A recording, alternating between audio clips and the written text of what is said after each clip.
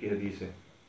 حضرت جابر بن عبداللہ رضی اللہ تعالیٰ عنہ نے فرمایا کہ نبی مکرم صلی اللہ علیہ وآلہ وسلم نے فرمایا کہ پانچوں نمازوں کی مثال ایسی ہے کہ کسی کے دروازے پہ نہایت شریں پانی کی نہر ہو اور وہ اس میں ہر روز 5 مرتبہ غسل کرے،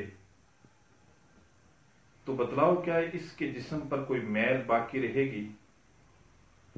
تو جواب میں فرمایا کہ یا رسول اللہ صلی اللہ علیہ وآلہ وسلم، کچھ بھی باقی نہیں رہے گا، کوئی میل باقی نہیں رہے گی۔ تو اللہ کے حبیب صلی اللہ علیہ وآلہ وسلم نے فرمایا کہ پانچوں نمازیں گناہوں کو اس طرح دور کرتی ہیں کہ جس طرح پانی میل کو دور کر دیتا ہے۔